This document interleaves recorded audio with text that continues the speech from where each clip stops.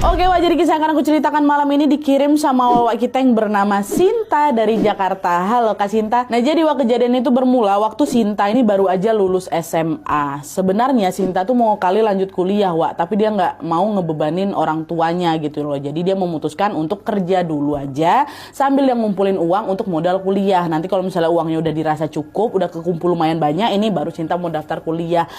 Pun dia mau ngambil kuliah kelas karyawan, jadi dia bisa kuliah sambil kerja gitu. Akhirnya Sinta pun nyari lah itu lowongan pekerjaan kan sama temannya, teman dekatnya yang kita sebut aja lah namanya Ida. Mereka masukin lamaran tuh di banyak-banyak tempat ya kan, dimasukin. Akhirnya setelah menunggu cukup lama, mereka dapat panggilan interview di sebuah pabrik udang. Nah, pabrik udang ini, Wak, memproduksi frozen food, jadi kayak nugget, bakso, somai dan lain sebagainya. Pokoknya bahan bakunya tuh udang. Dan FYI, pabrik ini tuh udah berdiri lumayan lama, Wak, ya, dari tahun 1970-an kata si Wawa ini.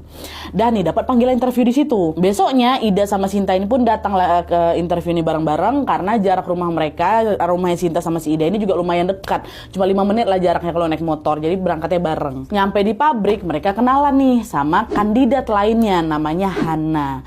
Usia Hana ini, Wak, tergolong cukup jauh Nat sama kami. Waktu itu Sinta sama Ida nih masih umur sekitar 18 tahun, sementara Hana udah berusia 28 tahun dan statusnya juga udah menikah, udah punya anak. Nah, walaupun kayak gitu, mereka cepat akrab tuh sambil sampai tukar-tukar nomor WhatsApp kami Nat waktu itu sama Kak Hana ini. Dah, habis itu interview lah ini kan. Selain wawancara, mereka juga di sana dijelasin soal sistem kerja di pabrik itu. Ini sedikit informasi aja. Jadi, Wak, sistem kerja di pabrik udang ini akan ada masa training dulu selama 1 bulan. Dan selama training mereka harus masuk dari jam 7 pagi sampai jam 6 sore. Jadi 11 jam kerja ya. Terus kalau misalnya nanti mereka lolos masa training, mereka akan langsung diangkat jadi karyawan tetap. Dan selama jadi karyawan tetap ini langsung dibagi jadi 2 shift. Ada shift pagi mulai jam 7 pagi sampai jam 8 malam. Terus yang shift malam dari jam 7 malam sampai jam 7 pagi. Itu ya sistem kerjanya.